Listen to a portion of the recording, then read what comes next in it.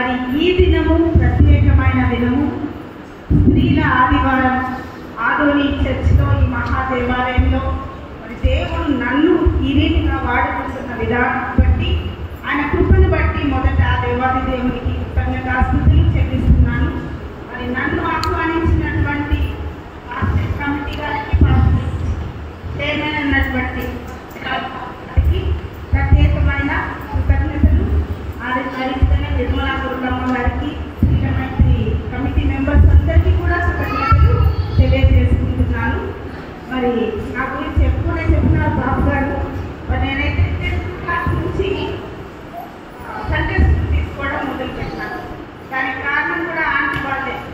వాళ్ళు Sunday school తీసుకుంటూ మరి నన్ను అక్కడ వాడుకుంటూ పిల్లలకి చెప్పడం నేర్పించారు. ఆ రీతిగా దేవుడు సిఎస్ఐ గోల్డెన్ జూబ్లీ టౌన్ చర్చ్లో చిన్నతనం నుంచి దేవుడు నన్ను వాడుకుంటూ వచ్చాడు. మరి ఈ దినమున మరి ఒక గురువు భార్యగా దేవుడు ఈ పరిచర్య బాధ్యతను నాకు అప్పగించిన విధానం బట్టి కూడా దేవునికి కృతజ్ఞతలు తెలియజేస్తున్నాను. మొట్టమొదటిగా మీకు అందరికీ రాయలసీమ అధ్యక్ష మండలకు బిషప్ తండ్రి గారి, తల్లి గారి ఆశీస్సులతో వారి యొక్క శుభాకాంక్షలు మీకు తెలియజేస్తున్నాను. ఆ రకంగానే రాయలసీమ ఆఫీస్ బేరర్స్ ముఖ్యంగా సెక్రటరీ అయినటువంటి ఎంసీ సల్మాన్ బాబు వారి పక్షంలో కూడా స్త్రీలందరికీ మరి పురుషులందరికీ కూడా స్త్రీల ఆదివారం శుభాకాంక్షలు తెలియజేస్తున్నాను. చిన్న ప్రార్థన చేసుకొని మనము దేవుని ధ్యానం చేసుకున్నాం. దానికంటే మునుపు మీ బాబుగారి అంటే బాబుగారి తండ్రి గారు జయన్ అంకులు, జయకుమార్ అంకులు చాలా మంచి రైటర్, చక్కగా రాస్తారు ఆ పదాలు కానీ పాటలు కానీ. ఈ స్టేజ్ ఫిగర్ నాకు పోవడానికి చిన్నప్పటి నుంచి కారణం కూడా ఆంటీ అంకులే. పాట రాస్తానే ఆంటీ నా దగ్గర వచ్చినైనా పాట రాస్తారు, మీరు పాడాలి అని ఒక 4-5 తీసుకుని ఆ పాటలు తర్ఫీదించి సుబుద్ధి గారి, సుబుద్ధి బాబు గారు, వాళ్ళ అమ్మ దేవమన ఆంటీ, వీళ్ళందరూ పెద్దలందరి యొక్క ట్రైనింగ్లో మేము చెప్పినాం. సంఘంలో మీరందరూ కూడా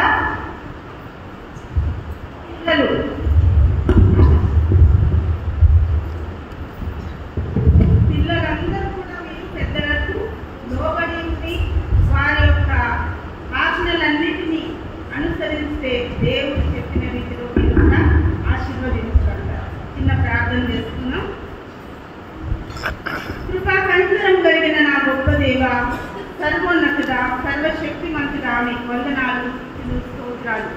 నాయన ఈ ప్రత్యేక దినమున మీ పరిశుద్ధ ఆలయంలో నాయన ఈ రీతిగా నన్ను నిలవబెట్టిన విధానమును బట్టి మీకు కృతజ్ఞతాస్తుతులు, స్తోత్రాలు. నాయన అంశమును, వాక్య లేఖన భాగములను మీ పాద సన్నిధిలో పెట్టి ప్రార్థిస్తున్నాం. పరిశుద్ధాత్మదేవ, నీవే సద్బోధకుడిగా మా మధ్యకు వచ్చి నాయన మమ్మల్ని అందరినీ సర్వ సత్యములోకి నడిపించి సత్యమందు ప్రతిష్ఠించమని యేసయ్య శక్తి కలిగిన నామమున స్తుతించి ప్రార్థించి వేడుకుంటున్నాం తండ్రి. ఆమేన్.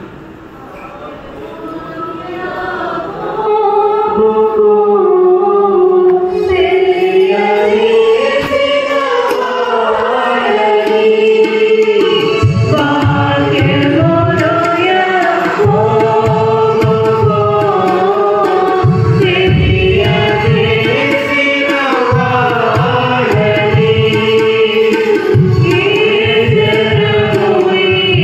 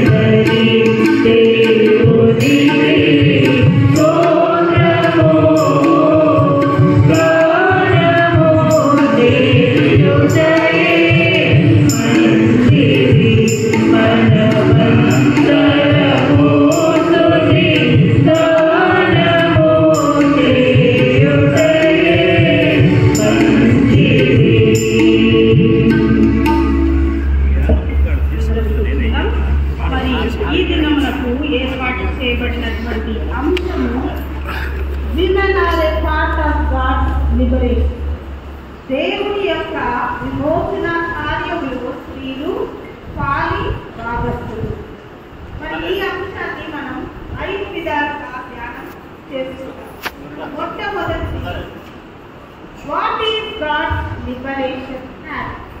దేవుని యొక్క విమోచన కార్యము ఎలాంటిది? దానికంటే ముందు what is a woman? Women ఎవరు? Who is a woman or what is a woman? What is she made up of? ఇది మనం చూద్దాం. దాని తర్వాత what is God's liberation act? దేవుని యొక్క విమోచన కార్యము ఎలాంటిది? దాని తర్వాత దేవుని విమోచన కార్యము, మనల్ని దేవుడు విమోచించిన తర్వాత దేవుడు వేటితో మనల్ని నింపుతాడు? So what will the liberation of God accompany with us? మనతో దేవుని విమోచన కార్యం తర్వాత దేవుడు వేటితో మనల్ని నింపి నడిపిస్తాడు? దాని తర్వాత నాలుగవదిగా how are the women a part of God's liberation act? దేవుని యొక్క విమోచన కార్యములో స్త్రీలు ఎలా పాలి భాగస్తులై ఉన్నారు? చివరిగా what should we have to be a part in God's liberation act? దేవుని యొక్క విమోచన కార్యంలో పాలి భాగస్తులై ఉండాలి అంటే నీకు నాకు ఉండవలసినటువంటి లక్షణాలు లేదా ఎయిమ్స్ ఏమి అనేది మనం ధ్యానం చేద్దాం. సో ఈ 5 విధాలుగా దేవుడు తన ఆత్మ ద్వారా మనల్ని నడిపించునుగాక. మొట్టమొదటిది హూ ఈజ్ ఎ ఉమన్? స్త్రీ ఎవరు? చెప్పండి, ఎవరు స్త్రీ? ఏమని చెప్తారు మీరు? హూ ఈజ్ ఎ ఉమెన్ అంటే ఏమని చెప్తారు? దేవుని సృష్టి. ఇంకా సరే, దేవుని పోలికలో, దేవుని స్వరూపములో దేవుడు కోరినటువంటి మంచిని దేవుని హస్తముతో పునర్జీవింప చేయగలిగిన ఎముకతో సృష్టించబడి దేవుని కొరకు బలమైన సాధనంగా వాడబడేటువంటి గొప్ప సాధనమే స్త్రీ కదా. మరి ఒకసారి మనం ఆలోచిస్తే దేవుడు మనిషిని మట్టితో చేసినప్పుడు అదే మట్టితో దేవుడు స్త్రీని చేయలేదు, ఎముకతోనే చేశాడు. అది కూడా ఆదాము యొక్క పక్క ఎముకతో చేశాడు. Rib of Adam. దేవుని యొక్క ప్రణాళిక ఎంత గొప్పదంటే నేను ఎప్పుడు చిన్నప్పటి నుంచి ఆలోచించేదాన్ని, ఎందుకు ప్రభా ఎన్ని ఎముకలు శరీరంలో ఉంటే ఆ రిప్ బోన్ నేను తీసుకున్నావు? అది నాకు ఎప్పుడు అర్థమైందంటే నేను టీచర్గా పనిచేసేటప్పుడు, నేను వెలువల్లో పనిచేసేటప్పుడు పొరపాటులో ఒక సార్ విన్నారు, హనుమంతరెడ్డి సార్. ఆయనకి యాక్సిడెంట్ అయింది, ఒకే కాలుకి 24 ఫ్రాక్చర్స్ అయింది. అయిన తర్వాత ఆయనను మళ్ళీ తిరిగి ఆపరేషన్ అయింది. ఆపరేషన్ తర్వాత పరామర్శించడానికి వెళ్ళినప్పుడు ఆయన చెప్పిన మాట, ఎలా సార్ బాగా మీకు ఎన్ని ఫ్రాక్చర్స్, ఎన్ని 24 టైమ్స్ అంటే 24 చోట్ల ఎముకలు అతికించినారు.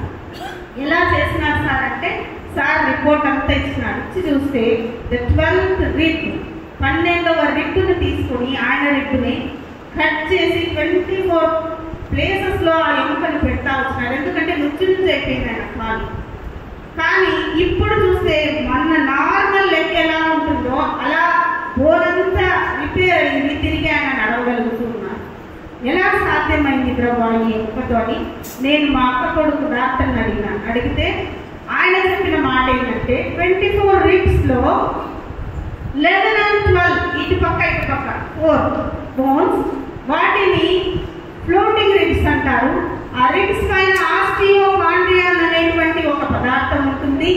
ఆ పదార్థానికి తిరిగి జీవింప చేయగలిగిన శక్తి ఉంది. అందుకనే పునర్జీవింపగలిగిన శక్తి ద్వారా ఈ ఎముక అన్నిసార్లు అతుక్కుందని. అప్పుడు నాకు అర్థమైంది, నిజమే కదా, దేవుడు ఎంత మహాజ్ఞాని, గొప్ప వైద్యుడు. ఆయనకు తెలుసు కాబట్టి అదే ఎముకతో ఏం చేసినాడు? స్త్రీని చేసినాడు. మరి సృష్టిలో ఏది కూడా పునరుత్పత్తి చేయలేదు. స్త్రీ లేదా ఫీమేల్ యానిమల్ కానీ ఫీమేల్ బర్డ్ కానీ ఏదైనా సరే పునరుత్పత్తి చేయగలిగిన శక్తి సామర్థ్యం దేవుడు ఇచ్చినాడు. ఎందుకు అంటే పునర్జీవింప చేయగలిగిన ఎముకతో దేవుడు చేస్తాడు. సృష్టి అంతా చేసిన తర్వాత దేవుడు పలికిన మాట ఏంటి? ప్రతి రోజు ఆయన పలికిన మాట ఇది చాలా మంచిదిగా ఉంది అన్నాడు. చాలా మంచిదిగా ఉందన్న దేవుడు నరుని చేసిన తర్వాత పలికిన మాట ఏంటి చెప్పండి? మరి మంచిది అన్నాడా? ఏమన్నాడు? నరుడు ఒంటరిగా ఉంటున్నా మంచిది కాదు అని చూసినాడు దేవుడు. సృష్టినంతా చేసిన దేవుడు ఇది చాలా మంచిదిగా ఉందన్న దేవుడు నరుని చేసిన తర్వాత పలికిన మాట ఆయన ఒంటరిగా ఉండడం మంచిది కాదు. మరి ఏదో మంచితనం ఆయనకు కొనుగోయింది అని తెలిసింది. అందుకే ఆ మంచిదంతా ఏం చేసినాడు? ఆయన పోలికలు, ఆయన స్వభావములు, ఆయన గుణగణాలను, ఆయన యొక్క ఆధిపత్యమును కూడా అనుగ్రహించి ఒక స్త్రీని ఎముకతో, ఆయన ఎముక ఆదాము ఎముకతో చేసినాడు. అందుకని నీవు నేను ఎలా చేయబడినాము? మనల్ని చేయబడిన విధము చూడగా మనకేం కలగాలి? ఆశ్చర్యం, భయం. అవునా కదా? కాబట్టి నీ ప్రక్కన ఉన్న వాళ్ళతో స్త్రీ అయినా పురుషుడైనా ఏం చెప్పాలి అంటే, నీవు దేవుని చేతితో అద్భుతముగా చేయబడినావు అన్న మాట చెప్పండి నీ పక్కన వాళ్ళకు. అందరూ చెప్పాలి, నీవు దేవుని చేతితో అద్భుతముగా చేయబడినావు, నీవు సామాన్యురాలివి కాదు, దేవుని చేతిలో బలమైన సాధనముని, దేవుని పునరుజ్జీవింపచేయగలిగిన శక్తి సామర్థ్యములు ఒక స్త్రీకి దేవుడు ఇచ్చినాడు. అందుకనే ఈ స్త్రీ ఏమి పునర్జీవింప చేయగలదు అంటే, పాడైపోతున్న బ్రతుకులను, పాడైన కుటుంబములను, నాశనములకు గురవుతున్న సంఘములను సైతము తన ప్రార్థనతో, తన విశ్వాసముతో, తన భక్తియుత జీవితముతో, తన సాక్ష్యము ద్వారా వీటన్నిటినీ పునర్జీవింప చేయగలదు, పునరుద్ధరణ చేయగలదు. She can reform and restore a perishing soul, a perishing family, a perishing church. కాబట్టి అలాంటి వాళ్ళగా మనం ఉన్నామా అన్న ప్రశ్న మనం వేసుకున్నాం. దాని తర్వాత మనం ఆలోచిస్తాం, what is God's liberation act? దేవుని యొక్క విమోచన కార్యము ఏంటిది అసలు? విమోచన అనేది ఏంటో తెలియకపోతే మనము ఆ విమోచన కార్యంలో పాలిభాగస్తులము కాలేము. కాబట్టి what is God's liberation? I am a teacher in English. నేను ఒక ఇంగ్లీష్ టీచర్ కాబట్టి ఇలా ఏదైనా అంశాలు వచ్చినప్పుడు నేను వాటిని డిక్షనరీ తీసుకొని దాని యొక్క మీనింగ్స్ ఆలోచన చేసి ఆ మీనింగ్స్కి దేవుని వాక్యాన్ని వెతుక్కుంటూ ఉంటాను. మరి అలా నాకు దేవుడు అనుగ్రహించినటువంటి అర్థాలు లిబరేషన్కి మొట్టమొదటి అర్థం ఏంటంటే విముక్తి, deliverance. So what is deliverance? బానిసత్వము నుంచి విముక్తి, డెలివరెన్స్ ఫ్రమ్ ద స్లేవరీ. ఇది మనకు నిర్గమకాండం 1వ అధ్యాయం నుంచి 15 వచనాలలో ఐగుప్తు బానిసత్వంలో ఉన్నటువంటి ఇశ్రాయేలీలను దేవుడు మోషే నాయకత్వంలో ఏం చేశాడు? విముక్తిని కలుగచేశాడు. సో ఫస్ట్ లిబరేషన్ ఏంటి? విముక్తి. దేని నుంచి విముక్తి? బానిసత్వము నుంచి విముక్తి. రెండవది ఏంటి అని చూస్తే స్వతంత్రత, ఫ్రీడమ్. ఫ్రీడమ్ ఫ్రమ్ సిన్, పాపము నుండి స్వతంత్రులుగా చేయబడము. పాపం ఎలాంటిది? దానికి ఒక శక్తి ఉంది, దాని కొన్ని బంధకముల చేత బంధిస్తుంది, అది మనల్ని నాశన కూపంలోకి నడిపిస్తుంది. కాబట్టి what is second type of liberation అంటే freedom from sin. God liberates people from the power of sin, from the clutches of sin, from the consequences of sin. దేవుని యొక్క కార్యం, దేవుని యొక్క విమోచన, ఈ యొక్క స్వతంత్రత అనేది దేని నుంచి అంటే పాపము యొక్క శక్తి, పాపము యొక్క బంధకములు, పాపము యొక్క పర్యవసానముల నుండి మనల్ని స్వతంత్రులుగా చేస్తుంది. కుమారుడు స్వతంత్రులుగా చేయకపోతే ఎవడును స్వతంత్రులుగా చేయబడలేదు. కాబట్టి దేవుడు తన ప్రియ కుమారుని పంపించి ఆ కుమారుని యొక్క నిజమైన ఒకేసారి అర్పించబడిన బలియాగం ద్వారా ఈ పాపము నుండి, పాపపు బంధకముల నుండి, పాపము యొక్క శక్తి నుండి, పాపము యొక్క పర్యవసానముల నుండి విడిపించాలి. ఇది స్వతంత్రత. ఇక మూడవది రిలీజ్ ఫ్రమ్ క్యాప్టివిటీ. అంటే క్యాప్టివిటీ అంటే ఏంటి? చెరపట్టబడిన వారు లేదా బందీలుగా తీసుకుని వెళ్ళబడిన వారికి విడుదల.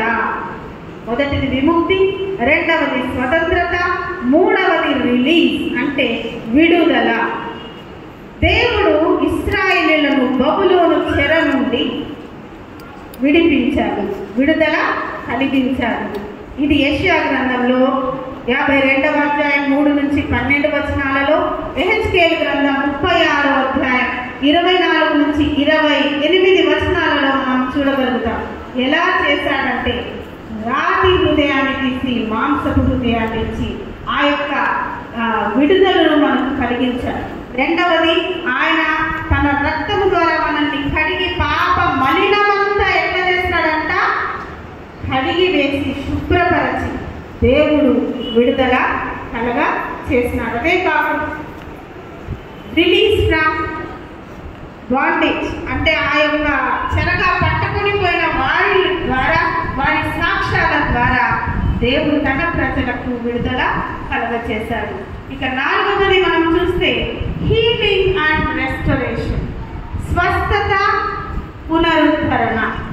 సో ఇక్కడ దేవుడు దేని నుండి స్వస్థత ఇస్తాడంటే, మనకు స్వస్థత అంటేనే ఏం గుర్తొస్తుంది? రోగము గుర్తొస్తుంది. రోగము నుండి స్వస్థత అనుకుంటాం, కానీ దేవుడిచ్చే స్వస్థత ఎన్ని విధాలుగా ఉంటుందంటే, it's from physical illness, it's from emotional illness and it's from spiritual illness. దేవుడు శారీరక రుగ్మతల నుండి, భావోద్రేకాలలో కలిగేటువంటి మనలో ఉండేటువంటి ఆలోచన విధానముల నుండి మనల్ని దేవుడు స్వస్థపరుస్తాడు. ఆత్మీయంగా వెనుకబడి దిగజారిపోయినటువంటి స్థితిలో నుండి దేవుడు స్వస్థత ఇస్తాడు. ఇక్కడ మనం చూసినట్లయితే లూకా సువార్త 4వ అధ్యాయం 18వ వచనం నుండి 21వ వచనం వరకు ఎవరైనా చదివి వినిపించండి. లూకా సువార్త 4వ అధ్యాయం 18 నుండి 21వ వచనం.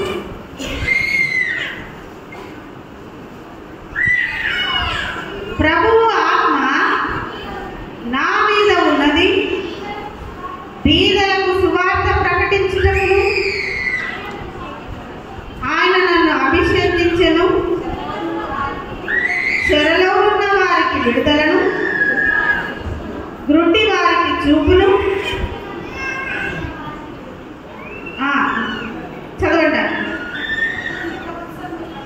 ప్రభువు హితవత్సరము ప్రకటించుటకును ఆయన నన్ను పంపి ఉన్నాడు. ఇక్కడ మనం చూసినట్లయితే సమాజంలో ఉన్న వారందరూ తేరి చూస్తుండగా మీ వినికిడిలో ఈ లేఖనము నెరవేరినది అని ఆయనతో అంటే ఇప్పుడు వినుచున్న మన వినికిడిలో కూడా ఈ నజరియన్ మేనిఫెస్టో దేవుడు మనం చూస్తూ ఉంటాం. ఎన్నికలలో ఒక్కొక్క నాయకుడు ఒక్కొక్క మేనిఫెస్టోతో మన ముందరికి వస్తూ ఉంటారు. వాళ్ళలో ఏది నచ్చితే వాళ్ళని మనం ఓటేస్తూ ఉంటాం. కానీ దేవుని యొక్క మేనిఫెస్టో ఏంటి? మొట్టమొదటిది ఆయన ఆత్మతో అభిషేకించబడ్డాడు, బీదలకు సువార్త ప్రకటించాడు, తర్వాత చెరలో ఉన్న వారికి విడుదల, గుడ్డి వారికి చూపు, నలిగిన వారిని విడిపించుటకు. ఈ నలిగిన వారిలోనే ఈ ఎమోషనల్ అండ్ స్పిరిచువల్ ఇల్నెస్తో బాధపడే వారికి దేవుడు స్వస్థత ఇచ్చాడు. ప్రభువు హితవస్త్రం ప్రకటించుటకు ఆయన పంపబడి ఉన్నాడు. కాబట్టి ఈ విమోచన కార్యం కొరకే క్రీస్తు మన కొరకు పంపబడి ఉన్నాడు అన్న సత్యాన్ని మనం గ్రహించాలి. ఇక ఐదవది మనం చూసినట్లయితే సోషల్ జస్టిస్.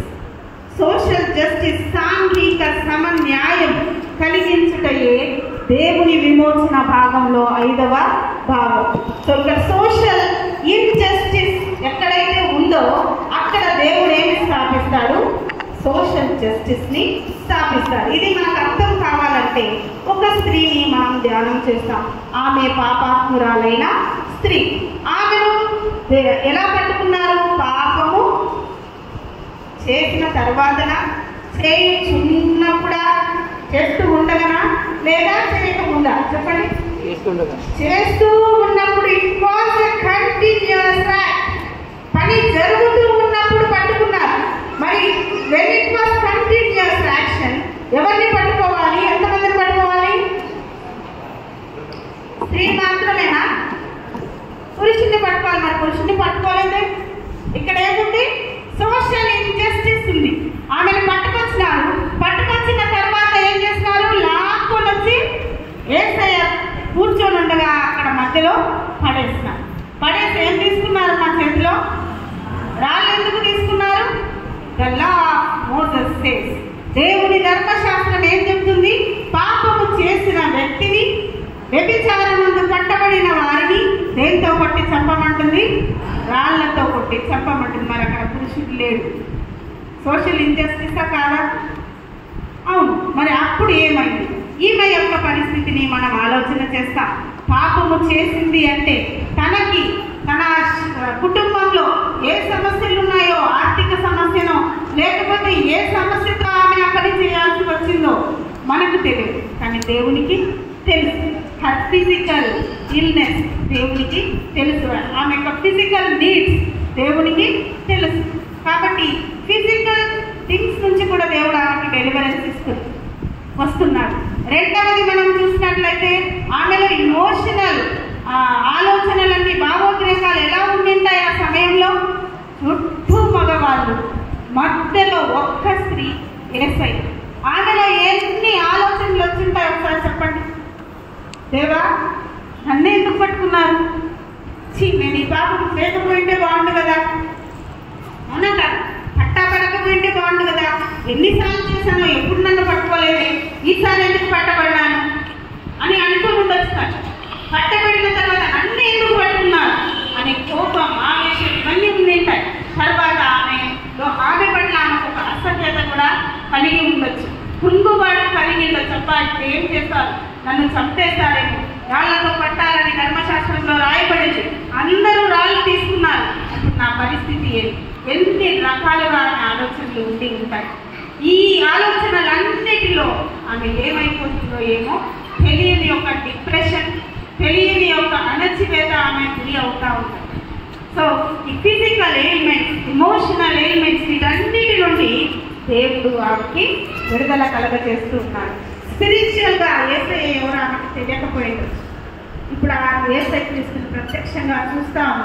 ఈయన నాకేం చేయగలడు, ఏమి న్యాయం తీర్చగలడు ఈయన అని ఆయన వైపు తేలి చూస్తూ ఉండేది మౌనంగా.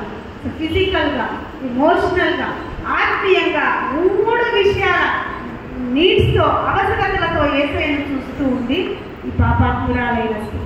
మరి ఈమెకి దేవుడు చెప్పినటువంటి, న్యాయం చేసినటువంటి విడుదల ఎలాంటిది చెప్పండి? ఏమైనా మాట్లాడినాడు యేసయ్య? ఏదో రాసుకుంటూ ఉన్నాడు. ఆశతో ఎదురు చూసి ఆమెకు ఒక టైం ఇచ్చినాడు. Time for reconciliation. దేవుణ్ణి చూడాలి, ఈయన ఎవరో తెలుసుకోవాలనే ఆశ ఆమెలో కలిగేంత వరకు దేవుడు ఎదురు చూసినాడు. ఎప్పుడైతే యేసయ్యను తేరి చూసిందో అప్పుడు మీలో పాపం చేయని వాడు మొదటి రాయి వేయమన్నారు. వేయమంటనే ఏమైంది? చేసినారా? ఏం చేస్తున్నారు? వాళ్ళ పాపం వాళ్ళకు గుర్తొచ్చేటట్లు చేశారు దేవుడు. కాబట్టి రాళ్ళన్నీ కింద పడవేసి ఎవరి దారిన వాళ్ళు ప్రశాంతంగా వెళ్ళిపోయి. అప్పుడు ఈమెకి ఏమనిపించుంటుంది? అమ్మా, ఏదో జరుగుతుంది అనుకున్నా. ఎన్ని భయములు, ఎన్ని టెన్షన్స్, ఎంత డిప్రెషన్, వీటన్నిటి నుంచి ఒక్కసారి ఏమైపోయింది? స్వతంత్రాలైపోయింది. ఇప్పుడు ఏకైక మార్గం ఏంటి? ఆత్మీయంగా తను స్వస్థత పొందాలి. కాబట్టి ఆత్మీయంగా దేవుణ్ణి చూసి అప్పుడు యేసయ్య ఆమెతో ఏమన్నాడు? ఇకను పాపము చేయదు, ఇంకా పాపం చేయదు, నీ పాపాలు నేను క్షమించి ఉన్నాను, ఇక నువ్వు పాపం చేయదు. వెంటనే ఆమె వెళ్ళిపోయి దేవుని స్తుతించి ఉంటుంది. పాపం చేయకుండా బ్రతికి ఉంది. దేవుని కొరకు బలమైన సాక్షిగా, పునరుత్థానంలో ఒక గొప్ప సాక్షిగా ఆమె వాడబడినట్లు మనం చూస్తాం. కాబట్టి ఇంత గొప్ప విమోచన దేవుడు ఒక స్త్రీలో అన్ని విధాలా కలగజేశాడా లేదా? పాపపు బానిసత్వం నుంచి ఆమెకి విడుదల ఇచ్చాడు, ఫ్రీడమ్ ఇచ్చాడు, స్వతంత్రత ఇచ్చాడు. ఆ పట్టబడిన వ్యభిచారమందు పట్టబడిన క్యాప్టివిటీ నుంచి ఆమెకి విడుదల ఇచ్చినాడు, స్వస్థత ఇచ్చినాడు. ఆమె యొక్క ఉండలేకపోతున్నారన్న సత్యాన్ని అక్కడ వెల్లడిపరిచి సోషల్ జస్టిస్ని దేవుడు అక్కడ స్థాపించినట్లు మనం చూస్తాం. కాబట్టి ఇది దేవుడి యొక్క విమోచన కార్యం. మరి రెండవ స్త్రీని దేవుడి యొక్క విమోచన కార్యం గురించి ధ్యానించేటప్పుడు మనం ఆలోచిస్తే సమరయ స్త్రీ ఎక్కడికి వచ్చింది? యాకోబు బావి దగ్గరికి వచ్చింది. యాకోబు బావి దగ్గర ఎవరు నీళ్ళు అడిగినారు? యేసయ్య అడిగినారు. నీ దాహమునకు నీళ్ళు. అయితే ఆమె ఇచ్చిందా? యేసయ్య తాగాడా? ఆమె ఇచ్చే ముందర ఏం చేసినాడు? యేసయ్య నేను ఇచ్చి నీళ్లు తాగువాడు ఎన్నడూ దప్పికొనడు. నన్ను దాహం అడిగి నేనే నీళ్ళు ఇస్తానన్నాడే. ఆమెకు ఒక ఆశ. ఆమె ఫిజికల్ నీడ్ ఏంటి? యూదులు ఎవ్వరూ చూడనప్పుడు ఆ బావి దగ్గరకు వచ్చి నీళ్లు తీసుకొని వెళ్ళాలి. అక్కడ వాళ్ళకి సోషల్ ఇన్జస్టిస్, సమరయులు వెలివేయబడినటువంటి వారు, అణిచివేయబడినటువంటి వారు. మరి అలాంటి సమరయ స్త్రీ యూదులు తీసుకొనని సమయంలో ఆ బావి దగ్గర నీళ్లు తీసుకోవాలి. రోజు కొన్ని మైళ్ళు నడిచి రావాలి. మరి ఈ పరిస్థితి నుంచి ఆమె విడుదల కావాలి. ఒక ఆశ ఉంది. ఏంటి? ఆమె ఫిజికల్ నీడ్ తీరాలి. కాబట్టి అప్పుడు దేవుడు ఏం చెప్పినాడు? నేను జీవజలములు ఇస్తానంటే అదేదో నా కుండలో పోస్తే ఇంకెప్పుడు ఇక్కడికి రాను కదా అనుకుని ఉంటాను కదా.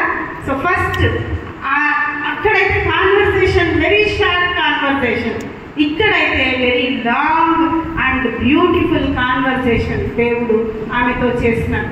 అప్పుడు ఏమన్నా మొదటిదేమో జీవజలాలు చెప్పినాడు. దాని తర్వాత రెండవది ఏమన్నాడు? ఆ జీవజలములు నాకు ఇమ్మంటే నీ భర్తను తీసుకుంటురా అంటాడు. అప్పుడు ఆమె ఏమంటది? ఆలోచన కదా, నాకు ఎక్కడ భర్త, నాకు ఇప్పుడున్నవాడు కూడా భర్త కాదు అని ఆమె అనుకునే లోపలే ఇప్పుడున్న వ్యక్తి కూడా నీ భర్త కాదు. అందుకనే దేవుడు గుట్టు విప్పేటువంటి దేవుడు. మనం ఎంత దాచిపెట్టినా మన పాపము దాగదు. మన పాపం ఒకరోజు మనల్ని పట్టిస్తుంది. కాబట్టి ఇది సత్యం. ఈ సత్యం తెలుసుకున్న మనము మన పాపాన్ని దేవుని సన్నిధిలో ఒప్పుకునే స్థితిలో మనం ఉండాలి. దాని తర్వాత ఆయన ఏం చేసింది చూడండి. దాని తర్వాత దేని దగ్గరికి తీసుకుపోయినాడు దేవుడు? మెస్సయ్యను కనుగొన్నాడు కదా. ఆత్మీయ, ఫిజికల్ అయిపోయింది, ఎమోషనల్ అయిపోయింది, ఇప్పుడు స్పిరిచువల్ థింగ్కి వచ్చినాడు దేవుడు.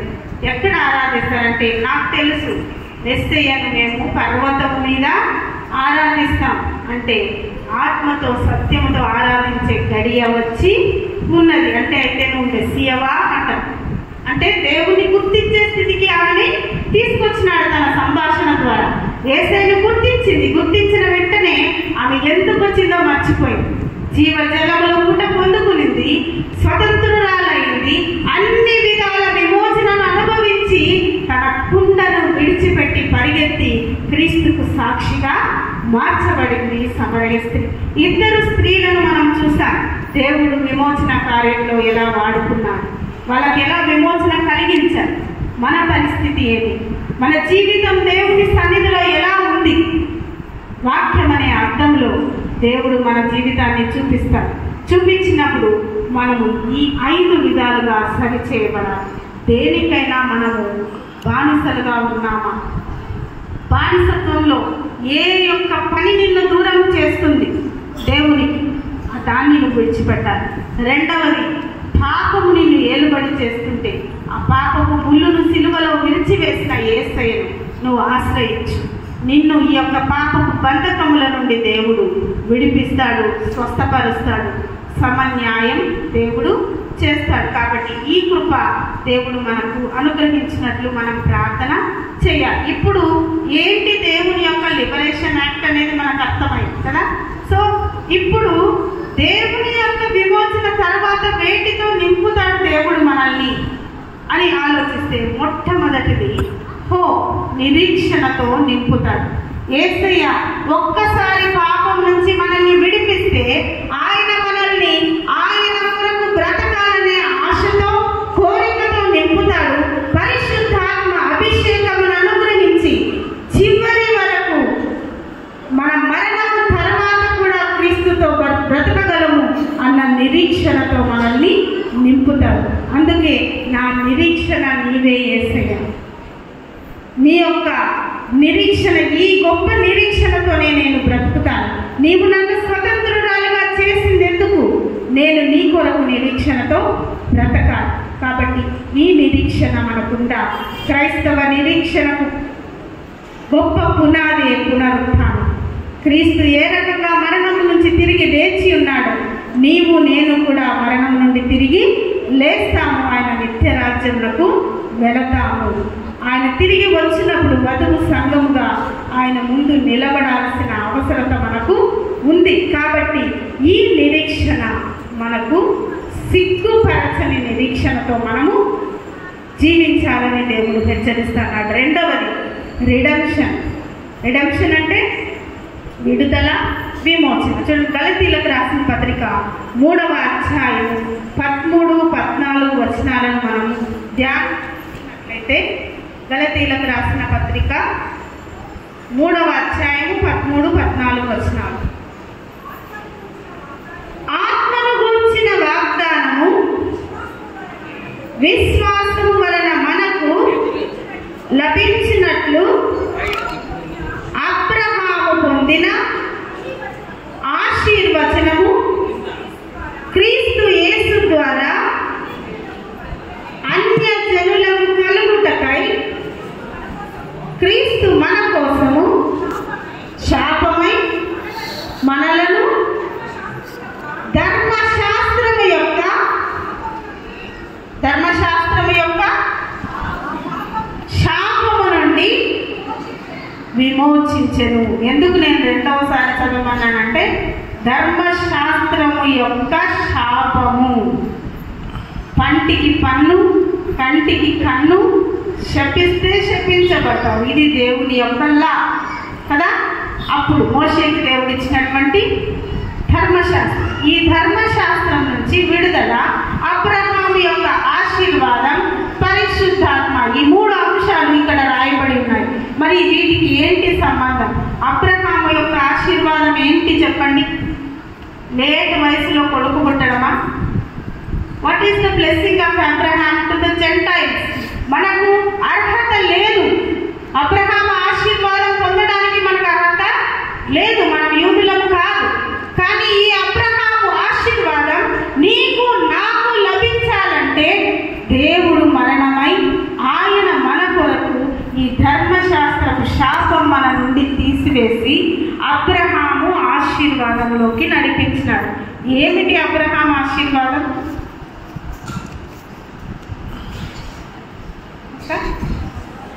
విస్తరించడమా అబ్రహాం ఆశీర్వాదం?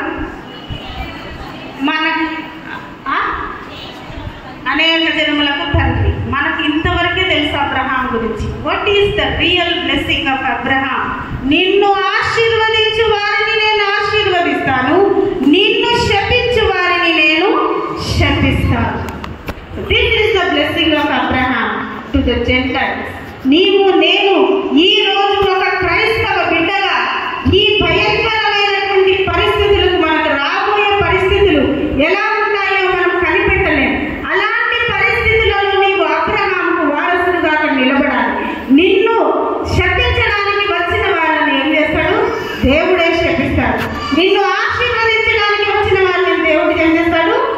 ఆశీర్వదిస్తాడు. That is the real blessing of Abraham to the Gentiles.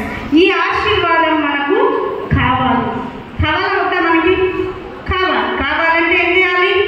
దేవుని శిలువ యాగాన్ని గుడ్ ఫ్రైడే రోజు ఒక్కరోజే కాదు మనం ధ్యానం చేయాల్సింది. దేవా, ప్రతిరోజు ప్రతి ఉదయాన్ని నీ రక్తం నా కోసం కాచావు, నీ ప్రాణం నా కోసం ఇచ్చావు. కాబట్టి నన్ను స్వతంత్రురాలుగా చేయి. అబ్రహాం ఆశీర్వాదంలోకి నన్ను ప్రవేశపెట్టు. అబ్రహాంకి ఇచ్చిన ఆశీర్వాదాలన్నీ నా సొంతం కావాలి. నాకు అర్హత లేదయ్యా, నీ కేవలం నీ కృప ద్వారా నేను నాకు ఇచ్చావు అన్న ఆ గొప్ప విశ్వాసం మనలో ఉండాలి. అది దేవుడిచ్చేటువంటి గొప్ప ఆశీర్వాదం. తర్వాత రెన్యూవల్ అంటే రోజు రోజు దేవుడు మనల్ని నూతన పరుస్తాడు. అబ్రహాం ఆశీర్వాదం అయిపోయింది. రెండవది, మనం ధర్మశాస్త్రం యొక్క పాపము నుంచి దేవుడు మనల్ని విడుదల కలగజేస్తాడు. పరిశుద్ధాత్మ యొక్క వాగ్దానం ఏంటది? పరిశుద్ధాత్మ అంత్య దినములలో ఎవరు ఆయనను మొరపెడతారో, ఎవరు అడుగుతారో వాళ్ళందరి మీదకి ఏమిస్తాడంట దేవుడు? పరిశుద్ధాత్మ అభిషేకం ఇస్తాడు. కాబట్టి ప్రవచిస్తారు, కలలు కంటారు, ఆయన పనిని బలముగా చేయగలుగుతారు. ఆ ఆత్మ చేత నింపబడిన వాళ్ళు మాట్లాడిన పని చేసిన అది ఎలా ఉంటుంది? పేరు పెట్టకుండా, ఎలాంటి విమర్శలు రాకుండా ఉంటుందా? వస్తాయి. వచ్చినప్పుడు దేవుడు వాటన్నిటి నుంచి మనల్ని విడిపిస్తాడు. ఎందుకంటే అది ఆయన కార్యం. ఆత్మ చేత మనం నింపబడాలి. ఈ అంత్య దినములలో దేవుని రాకడ సమీపముగా ఉంది. మరి నిన్న మొన్న మీరు న్యూస్ చూసే ఉంటారు. బెంజమిన్ నెతన్యాహు గారు ఇజ్రాయెల్ దేశం నుంచి చెయ్యకూడని వ్యాఖ్యలు చేసినారంటూ మొత్తం వైరల్ అయిపోయింది. ఆయన చేసినటువంటి వ్యాఖ్యలు ఏంటివవి? మా రాజ్యమును ఇంతే నీ ఇజ్రాయెల్ దేశం అని చెప్పడానికి ఎవరు? నా దేశాన్ని దేవుడు పరిధిలో ఏర్పాటు చేసినాడు బైబిల్ గ్రంథంలో. This is the land of Abraham, this is the land of Jacob, this is the land of Isaac. అందరి పేర్లు చెప్తా వస్తున్నాడు. This is the land of Moses, this is the land of Jashuva. ఇది మా దేవుడు ఇచ్చినటువంటి భూమి. దీని సరిహద్దులు ఏర్పరచడానికి మీరెవరు అంటే బెంజమిన్ నెతన్యాహు యొక్క ఉద్దేశం ఏంటి? ఆక్రమించాలి, మిగతాటివన్నీ దేవుడు వాళ్ళకి ఇచ్చిన భూమిని వాళ్ళు స్వతంత్రించుకోవాలి అనేదే కదా. ఒకసారి ఒడంబడిక ఏం జరిగింది? మీ ల్యాండ్ ఇదే, మీరు ఇక్కడే ఉండాలంటే అప్పుడు సైన్ చేసినారు. అంతకుముందు ప్రెసిడెంట్, అంతకుముందు ఆయన పేరు నాకు గుర్తురాదు కానీ సైన్ చేసినాడు. ఆయన చేసిన తర్వాత ఆయనను చంపేసినాడు ఒక యూదుడు వచ్చి. ఎందుకంటే నువ్వు ఎవరు సైన్ చేయడానికి? మన భూమి ఇంతే ఉండాలని. మన భూమి ఎలాంటిది? దేవుడు విస్తరించిన ఆ విస్తరణ ఇజ్రాయెల్ దేశానికి కావాలి. కాబట్టి ఇలాంటి పరిస్థితులలో మనం ఉన్నాం. అంటే దేవుని రాకడకు అతి సమీపంగా మనం ఉన్నాం. దేవుని రాకడలో ద పాయింట్ ఆఫ్ ర్యాప్చర్లో మనం ఉన్నాం. ఇంకా ఎంతో సమయం లేదు. మనం అట్ ద పాయింట్, ఎప్పుడు వస్తుందో తెలియదు. అలాంటి పాయింట్లో మనం ఉన్నాం. ఒక్క అడుగు వెనక్కి వేస్తే ఏమైపోతుంది? నువ్వు ఆ దేవుని యొక్క మహిమను పొందలేవు. కాబట్టి ద పాయింట్ అక్కడే ఉన్నావు, అది గమనించుకోవాలి. గమనించినట్లయితే అప్పుడు దేవుడు మనల్ని, ఇప్పుడు మనకు కావాల్సింది ఏంటి? రెన్యూవల్. ప్రతిరోజు మనం నూతన పరచబడాలి. అందుకనే కొరింథీయులకు రాసిన పత్రిక 2వ పత్రిక 5వ అధ్యాయం 17వ వచనంలో మనం చూస్తే ఏం రాయబడింది చూడండి.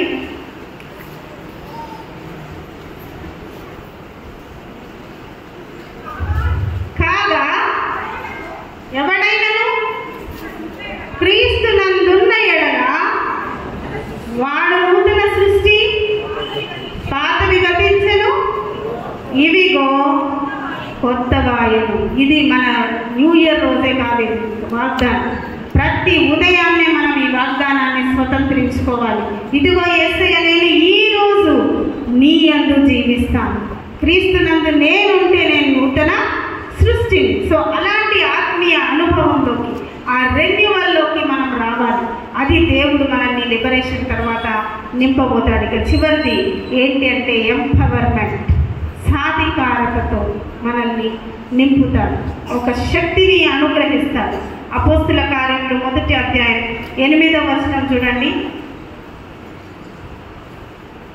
అపోస్తుల కార్యములు 1వ అధ్యాయం 8వ వచనం. అయినను పరిశుద్ధాత్మ మీ మీదికి వచ్చినప్పుడు మీరు శక్తి పొందెదరు కనుక మీరు యెరూషలేములోను యూదయ సమరయ దేశములన్నింటను భూది గంతముల వరకు నాకు సాక్షులయ్యుందురు అని రాయబడింది. మరి ఇక్కడ మనకి రాయలసీమ అధ్యక్ష మండలం యొక్క విమెన్స్ ఫెలోషిప్ లోగో 1950 నుంచి మనకు లేదు మన డయాసిస్కి. నేను ఇంటర్నెట్లో చూసినప్పుడు అన్ని డయాసిస్ వాళ్ళకు ఉన్నాయి విమెన్స్ ఫెలోషిప్కి. మనం ఎప్పుడు కూడా సినాట్ విమెన్స్ ఫెలోషిప్ లోగోనే పెట్టుకుంటాం నేను. కానీ దేవుడు నాకు ఇచ్చిన తలంపు, తండ్రి గారు యొక్క ఆజ్ఞ మేరకు ఈ మధ్యలో ఉన్న సిలువ దేవుని యొక్క సిలువ.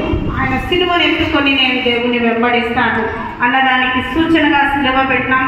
సిలువ మధ్యలో మనం ఏ డయాసిస్కి చెందిన వాళ్ళమంటే రాయలసీమ డయాసిస్కి. తర్వాత మన తండ్రి గారు నియమించిన 4 క్లస్టర్స్ సిలువలో 4 భాగాలకు పెట్టడం జరిగింది. తర్వాత స్త్రీల మైత్రి యొక్క ఉద్దేశములు ప్రేమ, ప్రార్థన, విశ్వాసం, పరిచర్య. మిగిలిపోయిన 5వది నేను రాయలేదు అక్కడ, సాక్ష్యం. The testimony itself shows. ప్రేమ నీకు కలిగి ఉంటే నీవు సాక్షిగా ఉంటావు. ప్రార్థన నీలో కలిగి ఉంటే నీవు సాక్షిగా కనిపిస్తావు. విశ్వాసం నీలో ఉంటే నీవు సాక్షిగా కనిపిస్తావు. పరిచర్య చేస్తే దేవునికి బలమైన సాక్షిగా నువ్వు వాడబడతావు. సో ఇవి 24 రేస్ వచ్చి ఉంటాయి. So those are the 24 divisions in the Rayalaseema diocese. So అలాగూ నా లోగో డిజైన్ చేయడం జరిగింది. ఇక్కడ నేను ఎందుకు చెప్తున్నానంటే ఎంపవర్మెంట్, విమెన్ ఎంపవర్మెంట్ చాలా అవసరమైంది. ఏ సంఘములోనైనా స్త్రీ కన్నీరు కార్చి ప్రార్థిస్తే, ఆత్మపూర్ణురాలై ప్రార్థిస్తే ఒక జీవితం, ఒక కుటుంబం, ఒక సంఘం పునరుద్ధరింపబడుతుంది. కాబట్టి అలాంటి స్త్రీగా మనం ఉండాలని దేవుడు హెచ్చరిస్తూ ఉన్నాడు. అందుకనే దేవుని ఆత్మ చేత మనం నింపబడిన వారమై ప్రతిరోజు ఆయన యందు మనం ఉన్నట్లయితే మనము ఆయన కొరకు నూతనంగా చేయబడతాం. ఇప్పుడు ఇంకొక అంశం మనం ధ్యానించబోయే అంశం ఏంటి? How are women a part of God's liberation? దేవుని యొక్క విమోచన కార్యంలో స్త్రీలు ఎలా పాలిభాగస్తురాలై ఉన్నారు అని మనం చూస్తే బైబిల్లో చాలా మంది చెప్తారు ఏమని, ఇది ఎక్కువ పురుషాధిక్యతతో రాయబడింది. బాగా గమనిస్తే దేవుడు ప్రతి చోట స్త్రీని గొప్ప చేసి రాశారు. చూద్దాం ఇక్కడ లీడర్షిప్. ఫస్ట్ చూస్తే లీడర్స్గా దేవుడు స్త్రీలను ఎన్నుకున్నాడు. ఆదికాండం మొదలు పెట్టుకొని మనం చూస్తే అక్కడ ఎవరిని ఎన్నుకున్నాడు? నిర్గమకాండంలో మిరియామ్ని ఎన్నుకున్నాడు. ఒక ప్రాఫెట్గా, ఒక ప్రవక్తిగా ఆయన ఎన్నుకున్నాడు. తర్వాత లీడర్షిప్లో మనం చూస్తే దెబోరా న్యాయకత్వం, ఒక న్యాయాధిపతినిగా ఆమెను ఎన్నుకున్నాడు. ఎస్తేర్ని మనం చూస్తే ఒక రాణిగా, సామాన్యురాలిని ఒక రాణి స్థితికి తీసుకొని వచ్చి దేవునికి లోబడి దీన మనస్సు కలిగి ఉన్నందున యూదులందరికీ రక్షణ ఆమె ప్రార్థన ద్వారా కలుగజేశారు. తర్వాత ఫీబే కూడా ఒక లీడర్. మన రాయలసీమ డయాసిస్ వాళ్ళు 3 విమెన్ డీకనెస్లని మరి ప్రతి చర్చ్లో ఏర్పాటు చేయడం జరిగింది.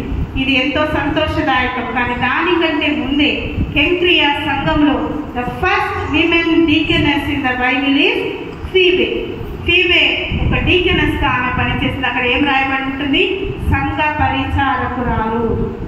మనం డీకెన్ అంటేనే సంఘ పెద్ద అంటారు. పెద్దగా పరిచారకులు కదా. పరిచారకులు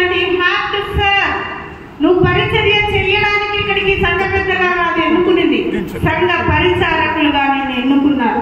నువ్వు నీకు నియమింపబడిన గురువుకు తర్వాత సంఘమునకు ఏం చేయాలి? సంఘ పెద్దలు పరిచారకులై ఉండాలి, అంతేగాని పెద్దలుగా. నువ్వు ఎంత పరిచర్య చేస్తావో అంతగాని నీవు నీ కుటుంబం దీవించబడుతుంది. సో అది. తర్వాత రెండవది ప్రవక్తలుగా దేవుడు ఎవరెవరు ఎన్నుకున్నాడు? మిరియామును, హుల్దాను, అన్న ప్రవక్తులను, తర్వాత ప్రవచించే ఆత్మ చేత అభిషేకించిన ఫిలిప్పు కుమార్తెలను దేవుడు ఎన్నుకున్నట్లు చూస్తాం. ఫస్ట్ ఆయన లిబరేషన్ యాక్ట్లో దేవుడు వాడుకున్నది లీడర్స్ని, నాయకురాలను. రెండవది ప్రాఫెటస్ అంటే ప్రవచన ఆత్మతో నింపబడిన వారిని ఎన్నుకున్నాడు. మూడవది ministry and service, teaching and preaching. ఎవరు అంటే ప్రిసిల్లా కదా. ఏం చేసింది? భర్తతో పాటు ఆమె కూడా చదివి తను బోధిస్తా వచ్చింది. పౌలుకు బోధించిన స్త్రీగా అక్కడ మనం చూస్తాం ఆమె. తర్వాత యువనియా సుంటుకే, వీళ్ళు మనం చదివిన లేఖన భాగం రోమిలకు రాసిన పత్రికలో చూస్తాం. వాళ్ళు ఏం చేస్తున్నారు? వాళ్ళు కూడా టీచింగ్ అండ్ ప్రీచింగ్ మినిస్ట్రీలో వాడబడినారు. ఆయా సంఘములలో పౌలుకు సహకారులుగా వాళ్ళు దేవుని వాక్య బోధన పరిచర్య చేసినట్లు మనం చూస్తాం. తర్వాత బ్రేకింగ్ సోషల్ బ్యారియర్స్లో విమెన్ని వాడుతున్నారు. మనం ఇప్పుడు చూస్తున్నాం విమోచన కార్యంలో సమరయ స్త్రీని, తర్వాత కనాను స్త్రీని మనం చూస్తే కనాను స్త్రీ ఏమడుగుతుంది? కుమారుని యొక్క స్వస్థత అడిగితే ఏమంటది? దయ్యం పట్టిన కుమార్తె కోసం యేసయ్య ఏమంటాడు? పిల్లల రొట్టెను తీసి కుక్క పిల్లలకు ఇస్తానంటే ఎంత తగ్గించుకుంటారు. పిల్లలు తినినది కింద పడితే కుక్క పిల్లలు తింటాయి కదా యేసయ్య అంటే ఎంత పొందేంత వరకు దేవుని దగ్గర నుంచి వెళ్ళనటువంటి స్త్రీ. అలాంటి విశ్వాసం ఒక సోషల్ బ్యారియర్. కనాను వాళ్ళకి యూదుల ఇచ్చినటువంటి ఆశీర్వాదాలు ఇవ్వబడవు. అలాంటి స్థితిలో యూదులకు ఇచ్చిన ఆశీర్వాదం ఆమె పొందగలిగింది. ఎలాగంటే అబ్రహాము ఆశీర్వాదంలోకి క్రీస్తు ద్వారా మనం ఎలా ప్రవేశిస్తున్నామో ఈమె కూడా యేసుక్రీస్తు బోధనలో ఆమె దేవుని యొక్క ఆశీర్వాదంలోకి ప్రవేశించింది. ఐదవదిగా ఎలా వాడుకున్నాడు దేవుడు అంటే సపోర్టింగ్ అండ్ ఎంపవరింగ్. ఇతర స్త్రీలను ఒక శక్తితో నింపడానికి, వాళ్ళను ముందుకు తీసుకొని వెళ్ళడానికి, వాళ్ళను సాధికారతతో నింపడానికి దేవుడు కొంతమందిని వాడుకున్నారు. ఎవరిని? మోయాబురాలైన రూతును దేవుని యొక్క వంశావళిలో చేర్చినాడు. రాహాబును చేర్చినాడు. అందరూ అన్యులే కదా, కానీ వాళ్ళని దేవుడు వాడుకొని ఒక గొప్ప బలమైన సాధనాలుగా వాడుకున్నాడు. తర్వాత దోర్కా మనం ఆలోచిస్తే ఏం చేసింది? విధవరాలకు బట్టలు కుట్టి ఆమె అమ్ముతా వచ్చింది. ఫ్రీగా కూడా ఇచ్చి ఉంటారు. ఆమె చేసినటువంటి ఆ గొప్ప త్యాగపూరిత కార్యం, ప్రేమ, కేర్ అంటే వాళ్ళ పట్ల జాగ్రత్త తీసుకోవడం, వీటన్నిటి వల్ల మరణించిన తనను తిరిగి దేవుడు జీవింప చేశాడు. కాబట్టి ఇది దేవుడు ఇచ్చేటువంటి సాధికారత. నెక్స్ట్, మనం మరణించినా కూడా మన యొక్క జీవిత సాక్ష్యం అనేకులకు వెలుగుగా ఉండేటట్లు చేయగలుగుతాడు. Partners in God's redemption. Direct partner ఎవరు చెప్పండి? దేవుని విమోచన కార్యంలో డైరెక్ట్ పార్ట్నర్ కన్య మరియ. ఆమె దేవుని జన్మకు ఒప్పుకోకపోతే ఈనాడు సర్వమానవాళికి రక్షణ ఉండేది కాలేదు. ఆమె ఎన్ని శ్రమలు, ఎన్ని నిందలు, ఎన్ని కష్టాలకు వచ్చి దేవుని యొక్క జన్మకు ఒక కన్యగా తన గర్భాన్ని తెరిచింది. ధైర్యంగా దేవుని ఆత్మచేత నింపబడి దేవుని విమోచన కార్యంలో బలమైన సాధనంగా వాడబడింది. Women of the cross. వాళ్ళు దేనికి సాక్షులుగా ఉన్నారు చెప్పండి? ఆ దేవాలయం చేరనికి పోవడం, మనుష్య కుమారుని యొక్క మరణం, ఆయన పునరుత్థానానికి కూడా సాక్షులుగా ఈ స్త్రీలు నిలవబడినారు. కాబట్టి మనం ఎలా ఉన్నాం? దేవుడు మనల్ని వేటితో నింపుతున్నాడు. చివరిది దేవుడు వాడుకున్న ఆ యొక్క విమోచన కార్యంలో వాడబడిన ఒక స్త్రీని మనం చూద్దాం. హోషియా ప్రవక్త యొక్క భార్య. ఆమె ఎవరు? గోమెరు. గోమెరు ఎవరు? వేశ్య. ఒక ప్రవక్త, ఒక నీతిమంతుడు, ఒక పరిశుద్ధుని దేవుడు ఏం చెప్పాడు? ఎవరిని పెళ్లి చేసుకోమన్నాడు? ఒక వేశ్య. ఇదేంటి న్యాయం? అదే దేవుని న్యాయం. దేవుడు పరిశుద్ధుడు. ఆయన యొక్క రెండవ రాకడలో వధువు సంఘంగా నీవు నేను నిలబడబోతాం. మనందరికీ సాదృశ్యమే గోమెరు. గోమెరు ఒక వేశ్యగా ఉంది. ఆమె పవిత్రపరచబడాలి, ఆమె పరిశుద్ధురాలుగా చేయబడిన తర్వాత పరిశుద్ధుడైన దేవునితో వివాహం జరగాలి. ఆ చెర నుండి, ఆ యొక్క పాపపు ఊబి నుండి గోమెరును బయటికి తీసుకొని వచ్చి హోషియా ప్రవక్త వివాహం చేసుకున్నాడు. ఈ దినాన యేసయ్య చేతులు నీ వైపు నా వైపు చాపి ఆయన అడుగుతున్నాడు, నేను నిన్ను నా రక్తంతో కడుగుతాను, నేను నిన్ను పరిశుద్ధపరుస్తాను, నేను నీ పాపపు మలినమంతా తీసివేస్తాను, నా కొరకు బలమైన సాధనంగా వాడబడతావా అని దేవుడు అడుగుతా ఉన్నాడు. మరి వాడబడతావా? ఈ విమోచన కార్యంలో గోమెరు స్థానంలో మనం ఉన్నాం. ఎందుకంటే ఎవడైనా దేవునిని విడిచిపెడితే వాడు వ్యభిచారితో సమానము. నీవు దేవునిలో ఎదుగుతూ ఉంటావు, దేవుణ్ణి విడిచిపెట్టి మరీ లోక ఆశల వైపు వెళ్ళిపోతే నీవు నేను ఎవరమని బైబిల్ చెప్తుంది? ఒక ఒక్క వ్యభిచారమే. కాబట్టి దేవునిలో అంటుకట్టబడాలి. నీవు దేవునికి ఆత్మీయ భార్యవై ఉండాలి. స్తుతులు 1000 స్తుతులు ఎవరైనా చదువుతారా? చదివేటప్పుడు వాళ్ళు ఏమని చదువుతారు? దానిలో నా ఆత్మీయ భర్త ఉన్నవాడా నీకు స్తోత్రం. క్రీస్తు ఎవరండి? మనకి మగవాడైనా ఆడవాళ్ళైనా ఏ భేదం లేదు. ప్రతి ఒక్కరికి ఆత్మీయ భర్త ఎవరు? స్త్రీ. అందుకనే మీకు భేదం లేదని చెప్పడానికే దేవుడు ఆదామును హవ్వను చేసిన తర్వాత వారిద్దరూ ఏక శరీరులై ఉందరు. ఈరోజు విమెన్స్ ఫెలోషిప్ అంటే వీళ్ళకి మాత్రమే కాదు పండగ, మీకందరికీ కూడా పండగే, పురుషులందరికీ. ఎందుకంటే వారిలో మీరు ఏక శరీరం. కాబట్టి ఆత్మీయ భర్త అయిన క్రీస్తుకు ఒక ఆత్మీయ భార్యగా నీవు నేను నిలబడాలి. అది దేవుని యొక్క చిత్తం. ఇక మనం చూసినట్లయితే నిర్గమకాండ మనం చదివిన లేఖన భాగంలో కొందాం. మొట్టమొదటిది పాత నిబంధనలో నిర్గమకాండం చూసాం. అక్కడ నేను కొంచెం ఫాస్ట్గా చెప్తాను. అక్కడ ఏం జరిగింది అంటే షిప్రా పూయ అనే ఇద్దరు మంత్రసాముల్ని దేవుడు అక్కడ మనకి చూపిస్తాడు. ఎంతమంది స్త్రీలను ఈ యొక్క విమోచన కార్యంలో దేవుడు వాడుకున్నాడు అంటే షిప్రా పూయ మంత్రసాములు ఫరో ఇచ్చిన ఆజ్ఞ ఏంటి? ఆడదైతే బ్రతికించండి, మగవాడైతే చంపేది. కానీ ఎంత దేవునికి భయపడినారు కదా, అక్కడ చక్కగా ఉంటుంది. వారు దేవునికి భయపడి అందుకనే మగవాళ్ళను బ్రతకనిచ్చినారు. ప్రశ్న ఫరో అడిగినాడు, ఎందుకు మీరు పని చేశారంటే వాళ్ళు ఏం చెప్పినారు? ఎంత తెలివిగా దేవుడు వాళ్ళకు జ్ఞానం ఇచ్చారు కదా. అయ్యా మేము వెళ్ళే లోపలే వాళ్ళు స్త్రీలు మన ఐగుప్తు స్త్రీల వంటి వారు కాదు, వాళ్ళు చాలా చురుకైన వాళ్ళు. మేము అక్కడికి పోయే లోపలే వాళ్ళు డెలివరీ అవుతున్నారు. కాబట్టి కుమారులు పుడుతున్నారు, మేమేం చేయాలి కదా.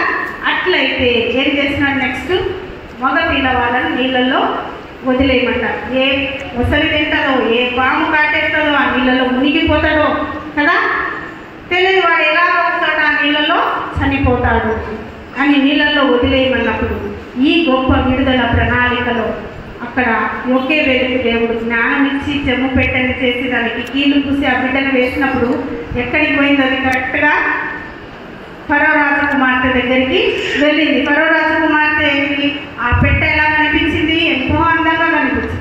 తెప్పించింది. తీస్తేనే ఒరే ఏప్రిల్ కొడుకు కదా వదిలేం తెలియదా, నా కొరకు పెంచు అని కదా. కాబట్టి తీసుకుంది. మోషే ఆమె దృష్టిలో దయ్యం పుట్టినాడు. కాబట్టి ఎక్కడైతే శాసనం చంపాలని ఆ వ్యక్తులను నీళ్లలో వదిలేయాలనే శాసనం వెలువడిందో అదే ఇంటికి మోషేను పంపించినాడు. అదే రాజకుమార్తెను దేవుడు ఇక్కడ విమోచన కార్యంలో వాడుకున్నాడు. తర్వాత ఏం జరిగింది? దూరం నుంచి కనిపెడుతున్న వాళ్ళ అక్క మిరియాం ఈ బిడ్డను పెంచేటకు దాదిని తీసుకొని వచ్చేదా అంటే, అబ్బా కావాల్సింది అదే కదా, తీసుకొని రాకుంటే ఎవరిని పంపించినాడు అక్కడికి? తల్లిని. ఎంత అద్భుతం, ఎంత ఆశ్చర్యం దేవుని ప్రణాళిక. కాబట్టి ఈ రకంగా దేవుని విమోచన కార్యంలో ఈ స్త్రీలందరినీ దేవుడు వాడుకున్నాడు. దాని తర్వాత మనం చూస్తాం కీర్తనల భాగంలో మనం చూస్తే 148వ కీర్తనలో సృష్టిలో ప్రతి పేరు రాయబడింది. అక్కడ స్త్రీ పేరు కూడా కన్యలు, వృద్ధులు, బాలులు, యవ్వనులారా యెహోవాను స్తుతించు. ఆకాశవాసులారా పాడదాం ఒకసారి. ఆకాశవాసులారా యెహోవాను స్తుతించుడి, ఉన్నత స్థలముల నివాసులారా యెహోవాను స్తుతించుడి.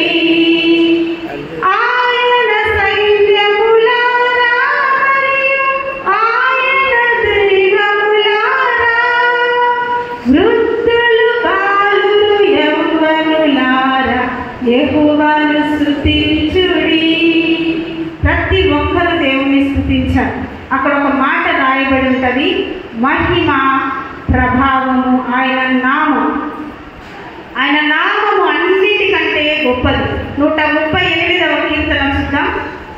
ఇది తెలుసుకుంటే మనం అక్కడి నుంచి తొలగిపో. 138వ కీర్తన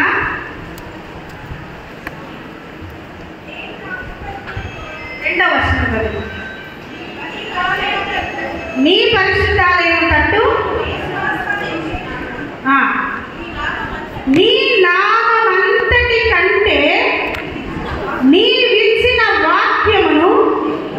నీవు గొప్ప చేసి ఉన్నావు. ఆయన ప్రభావం ఏంటిది అంటే ఆయన నామం.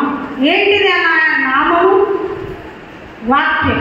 ప్రకటన గ్రంథం 19వ అధ్యాయంలో మనం చూస్తే అక్కడ యేసుక్రీస్తుకు రక్తంలో ఉంచబడిన యొక్క వస్త్రము తొడిగించినారు, మరియు ఆయనకు దేవుని నామము అని పేరు, దేవుని వాక్యము అని పేరు పెట్టబడెను. క్రీస్తే వాక్యం, వాక్యమే దేవుడు, వాక్యమే ఆయన ప్రభావం. అందరూ అంటా ఉంటారు ఇక్కడ బొట్టు పెట్టుకోకూడదు. ఎందుకు పెట్టుకోకూడదు అంటే ఆయన ప్రభావం, ఆయన వాక్యం, ఆయన జ్ఞానం, ఆయన నామం ఇక్కడ ఉంటుంది. తండ్రి, కుమార, పరిశుద్ధాత్మ నామములో నీకు బాప్తిస్మం ఇస్తున్నానన్నప్పుడు మా పాస్టర్ గారు ఎక్కడ వేస్తారు? సిలువ గుర్తు నుదుట. ఈ నుదుట ఆయన నామము పెట్టబడింది. నీవు క్రైస్తవునిగా ఆదినం నుంచి పెరుగుతావు కాబట్టి దేవుని యొక్క నామం, ఆయన ప్రభావం ఎక్కడ ఉంటుంది? ఈ భాగంలో ఉంటుంది. అక్కడ ఇంకే గుర్తు పెట్టకూడదు కదా. కాబట్టి ఇంత గొప్ప దేవుడు ఆయన ప్రభావమును మనకి ఇచ్చినాడు. ఎక్కడుంది ఆ ప్రభావం? ఇప్పుడు చెప్పండి. మన చేతిలో ఉంది. ఎక్కడుంది? ఈ జీవ గ్రంథం. మీరు చక్కటి పాట పాడినారు వాక్య ధ్యానానికి ముందు. వాక్యముని యాకోబుకు తెలియజేసిన వాడని. ఇదే ఆయన ప్రభావం. ఆయన మహిమ ప్రభావంతో కిరీటమును ధరింపజేసినాడని కీర్తనల గ్రంథం 8వ అధ్యాయంలో రాయబడి ఉంటుంది. కాబట్టి ఆ యొక్క వాక్యం ద్వారా ఇంతమంది కూడా ప్రభావింప చేయబడి రోమిలకు రాసిన పత్రికలో ఫీవే, ప్రిసిల్లా, మరియా, ఇక్కడ రోమిలకు రాసిన పత్రికలో వేరొక మరియా ఉంటుంది, యూనియా అయితే పౌలుతో కూడా ఖైదీగా చేయబడిన ఆ యొక్క గొప్ప సాహసం కలిగిన వనితగా మనం అక్కడ చూస్తాం. పెర్సిస్ బహుగా ప్రయాసపడింది దైవజనుల కోసం. ట్రైపోసా వీళ్ళిద్దరూ అక్క చెల్లెలు ఎంతో కష్టపడి దేవుని పరిచర్య చేసినాడు. రూపునకు తల్లి, ఆమె పౌలుకు కూడా ఆత్మీయ తల్లిగా ఉన్నట్లు మనం చూస్తాం. వీళ్ళందరినీ దేవుడి యొక్క విమోచన కార్యంలో దేవుడు వాడుకొని ఒక మాదిరిగా, ఒక సాక్ష్యంగా మనకు ఉంచాడు. ఇప్పుడు మనం ఆలోచన చేస్తాం, what do we need to be a partner? ఇంతసేపు విన్నాం మనం. స్త్రీ ఎవరో విన్నాం, ఆయన విమోచన కార్యం ఎలాంటిదో విన్నాం, స్త్రీల విమోచన కార్యంలో ఎలా పాలిభాగస్తులైదో విన్నాం, ఆయన వేటితో మనల్ని విమోచన కార్యంతో నింపుతాడో విన్నాం. ఇప్పుడు చివరిగా what do we need to have, or what do we need to be a partner in the God's liberation act? ఈ దేవుని విమోచన కార్యంలో పాలిభాగస్తురాలు కావాలంటే నీకు నాకు ఏమి అవసరం? మొట్టమొదటిది రెడీనెస్, సంసిద్ధత. ఎవరైనా స్కౌట్స్ అండ్ గైడ్స్ ఉన్నారా? వాళ్ళేం మోట ఏంటంటే బీ రెడీ. దేనికైనా నువ్వు సిద్ధంగా ఉండు. మా అమ్మ కూడా కడప డిస్టిక్కి కమిషనర్గా ఉండింది, assistant commissioner for scouts and guides. మరి బీ రెడీ, దేనికైనా సిద్ధంగా ఉండు. క్రీస్తు కొరకు చావడానికి సిద్ధంగా ఉండు, క్రీస్తు సువార్తను ప్రకటించడానికి సిద్ధంగా ఉండు, క్రీస్తు పరిచర్యను బలముతో ఆయన ఆత్మ నడిపింపుతో చేయడానికి నువ్వు సిద్ధంగా ఉండు. ఈ సంసిద్ధత నీకు కావాలి అంటే మొట్టమొదట నీలో ఉండవలసిన లక్షణము క్రీస్తు నీకు పర్సనల్ సేవియర్గా ఉండాలి, వ్యక్తిగత రక్షకునిగా ఆయన నీకు ఉండాలి.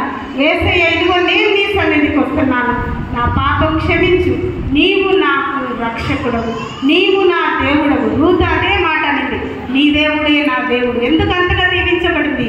రూతు అంటే నీ దేవుడే నా దేవుడు.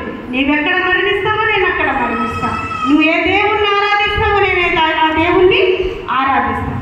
ఈ గొప్ప రెడీనెస్, ఎంతమంది మనల్ని భయపెట్టినా, ఎంతమంది మనల్ని చంపడానికి వచ్చినా మనలో ఉండాల్సింది క్రీస్తు కొరకు బ్రతకాలనే రెడీనెస్ మనకు ఉండాలి. రెండవది హార్డ్ వర్క్. హార్డ్ వర్క్ అంటే కష్టపడి పని చేయాలి. నీకు ఇచ్చిన బాధ్యత ఏంటి? ఒక డీకెన్వా, ఒక సింగర్వా, ఏ పని చేస్తానో అదే చేయి. వేరొకరి పనిలో వేలు పెట్టద్దు, అది నీ బాధ్యత కాదు. నీ బాధ్యత ఏముంది? ఏ పని చేయాలని దేవుడు నన్ను నిర్ణయించాడు, ఆ పని కోసం ప్రార్థించు. ఆ పని యొక్క ప్రత్యక్షత కోసం దేవుడిని అడుగు. ఆ ప్రత్యక్షతతో నువ్వు హార్డ్ వర్క్ చేసినావా? ఇప్పుడు చదివిన వారందరికంటే గొప్పగా దేవుడు నన్ను దీవిస్తాడు. ఇక చివరిది మనం చూస్తే డెడికేషన్, సమర్పణ కావాలి. యేసయ్య, ఎదుగు నేనున్నానయ్యా, నువ్వేం చెప్తే అది చేస్తాను, నన్ను నేను సమర్పిస్తాను, నా శక్తిని నీ కోసం ఇస్తాను, నా సమయాన్ని నీ కోసం ఇస్తాను, నా యొక్క జీవితం అంతా నీ కోసం ఇస్తాను అని ఉంటే ఆ యొక్క డెడికేషన్ మనల్ని దేవుడు ఎంత దూరమైనా నడిపిస్తాడు. ఆయనకి ఇష్టం వచ్చినట్లు మనల్ని వాడుకుంటాడు. అటు కృపదేవుడు మనకు అనుగ్రహించాడు. నేనున్నానయ్యా, నన్ను వాడుకో యేసయ్యా అనే ఆ యొక్క డెడికేషన్ మనకు ఉండాలని దేవుడు కోరుకుంటూ ఉన్నారు. ఒకసారి అందరం లేచి నిలబడదాం, దేవునికి మనల్ని మనం సమర్పించుకుందాం. నాకు ఇది ఒక అలవాటు ఉంది. మరి బాబు గారు పర్మిషన్ అడిగినా నేను వచ్చినప్పుడే వాక్యం తర్వాత ఒక చిన్న వర్షిప్ బాబు గారు చేస్తాను. దాని తర్వాత మనం ముగించుకుందాం. అందరం కళ్ళు మూసుకుందాం, మన కుడి చేయి దేవుని వైపు ఎత్తుదాం. యేసయ్యా, నాకు ఆశ ఉంది, నాకు ప్రత్యుత్తరమే, నేనేం చెయ్యాలి? నీ ఉపయోగించిన కార్యంలో నేను కాలు భాగస్తురాలై ఉండాలంటే నేనేం చెయ్యాలయ్యా అనేది మనం దేవుణ్ణి అడుగుదాం. ఒక ఆశ ఉందయ్యా, నా కోరిక తీర్చయ్యా, నా మనవిను యేసయ్యా, ప్రత్యుత్తరమిమ్మయ్యా. ఒక ఆశ ఉందయ్యా, నా కోరిక తీర్చయ్యా, నా మనవిను యేసయ్యా, ప్రత్యుత్తరమిమ్మయ్యా. యవన కాలమందు నీ కాడి మోయగా, బలమైన విల్లుగా నన్ను మార్చవా. యవన కాలమందు నీ కాడి మోయగా, బలమైన విల్లుగా నన్ను మార్చవా. ఒక ఆశ ఉందయ్యా, నా కోరిక తీర్చయ్యా, నా మనవిను యేసయ్యా, ప్రత్యుత్తరమిమ్మయ్యా. యూదుల రక్షణకై రాజు శాసనము మార్చి, ఎస్తేరు ఆశను తీర్చిన దేవా. యూదుల రక్షణకై రాజు శాసనము మార్చి, ఎస్తేరు ఆశను తీర్చిన దేవా. ఈ తరములో మా మనవులను ఆలకించవా. మా దేశములో మహారక్షణ కలుగ చేయవా. ఈ దేశములో మా మనవులను ఆలకించవా. మా దేశములో మహారక్షణ కలుగ చేయవా. ఒక ఆశ ఉందయ్యా, నా కోరిక తీర్చయ్యా, నా మనవిను యేసయ్యా, ప్రత్యుత్తరమిమ్మయ్యా. ఎడగదిలో అగ్ని వంటి ఆత్మతో నింపి, అపోస్తలుల ఆశను తీర్చిన దేవా. మేడగదిలో అగ్ని వంటి ఆత్మతో నింపి, అపోస్తలుల ఆశను తీర్చిన దేవా. ఈ తరములో నీ సేవకై మేము నిలువగా, అగ్ని వంటి ఏడంతల ఆత్మతో ఆశ తీర్చవా. ఈ తరములో నీ సేవకై మేము నిలబడగా, అగ్ని వంటి ఏడంతల ఆత్మతో ఆశ తీర్చవా. ఒక ఆశ ఉందయ్యా, నా కోరిక తీర్చయ్యా, నా మనవిను యేసయ్యా, ప్రత్యుత్తరమిమ్మయ్యా. పరిశుద్ధుడా, జీవం కలిగిన దేవా, కృప కలిగిన తండ్రి, పరిశుద్ధాత్మ దేవా, ఈ సమయంలో మా అందరి హృదయములతో మీరు మాట్లాడిన మాటలను బట్టి మీకు వందనాలు, స్తుతులు, స్తోత్రాలు. ఆత్మదేవ, సత్య హెచ్చించి ఆశ కలిగిన ప్రతి ప్రాణమును తృప్తిపరచి నీ సేవలు నీ విమోచన కార్యములు బలమైన సాధనములుగా వాడుకోమని యేసయ్య ఈ సంఘములు సంఘ కాపరిని నాయన సంఘ పెద్దలందరినీ స్త్రీల మైత్రి వారిని స్త్రీల సమాజపు ఆఫీసు వేరస్ మీ ఆత్మకు అప్పగిస్తున్నాను. మునుపటి కంటే నూతన కార్యములు ఈ ఆలయంలో చేసి మీ మహిమ కొరకు వాడుకొని మీ రాకడలో నా తండ్రి నిజమైన వధువుగా తండ్రి మీరు ఇష్టపడేటువంటి గుణాలతో ఈ సంఘంలో ప్రతి ఒక్కరిని మీరు నిలవబెట్టి రిన్యూ చేయమని యేసు నామమున అడిగి వేడుకుంటున్నాం తండ్రి. ఆమేన్. దేవుడు నాకు ఇచ్చిన ఈ గొప్ప అవకాశాన్ని బట్టి బాబు గారికి ప్రత్యేకమైన కృతజ్ఞతలు, కమిటీ మెంబర్స్ అందరికి కూడా కృతజ్ఞతలు తెలియజేస్తాను.